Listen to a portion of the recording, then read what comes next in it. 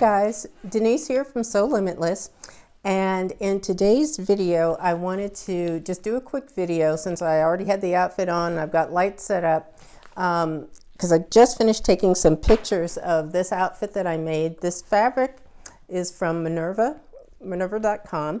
It was gifted to me. I'm one of their Minerva makers, or Minerva ambassadors they call us now, I believe. So I wanted to tell you about this outfit. What I did, I wanted the look of a dress, but without making a dress. I wanted separates because that gives more versatility. You know, you can break up the outfit so it's not the same thing all the time. So that's what I wanted to do. And for this, what I used are these two patterns. I believe they are both, I know they're both, this one is definitely out of print. This is McCall's 2094.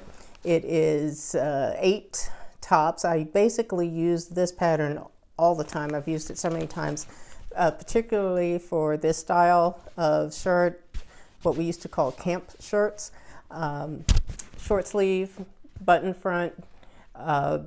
It's also got a sleeveless option, which I've also made as well. And the skirt is this Vogue 8295 pattern. I made view A. This one up here is the one that I made. It's got a nice wide band on the skirt. And I chose this pattern for the skirt because I wanted something, since I wanted something to look like a dress. For me, that's especially like a shirt dress type of thing. I wanted something with a bit of a fuller, more gathered type of skirt. So for me, that always looks more like a, I would use a fuller skirt pattern, something that's gathered. So that's why I chose this pattern. And I wanted the buttons in the front, so that's why I went with this top. But as far as this fabric is concerned, it is a stretch cotton sateen, I believe is the name of it, and it is gorgeous. It washes very well. I think I may have pressed it just a little bit when after I washed it and dried it, and before cutting out, because I always pre-wash my fabrics. If you don't, you should. That includes knits as well, just a little tip there. I always pre-wash everything before I cut.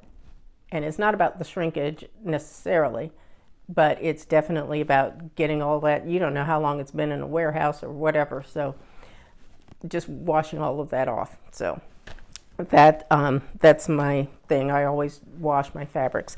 So this sews really easily. It's beautiful fabric. I love the print because you know I love my prints. I will put some pictures in of some different options that I did. I wore it. This is, let me see if I can stand here just to show you. This is just tucked in. I will show you some actual pictures so you can get a better look at what I did. So I have one where the top, I'm wearing that with some pants, and then the skirt with a solid color top. It just gives more options. And I also have had a couple of belts that I just happen to have at home, so I use those as well, and you can see what that looks like. It's just a different, just to sort of break up the top and the bottom print. That was the idea of trying to see how it would look belted. So, but yeah, I'm really happy with this, how this turned out. And I will try to leave a link in the bottom, in the description box. If you want to check out the fabric yourself, you can do so. I think that's it for this video. If you have any questions, comments, or suggestions, leave me comments below.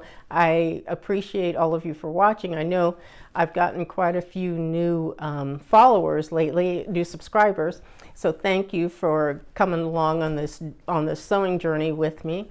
I try to give helpful information and based on what I actually do. So it's not technically always going to be correct, but it's what works for me. So that's the kind of information that I will share with you. So I appreciate all of you for being here. If you like this video, please give it a thumbs up and go ahead and subscribe to my channel. And I will see you all in the next video. Thanks for watching. Bye-bye.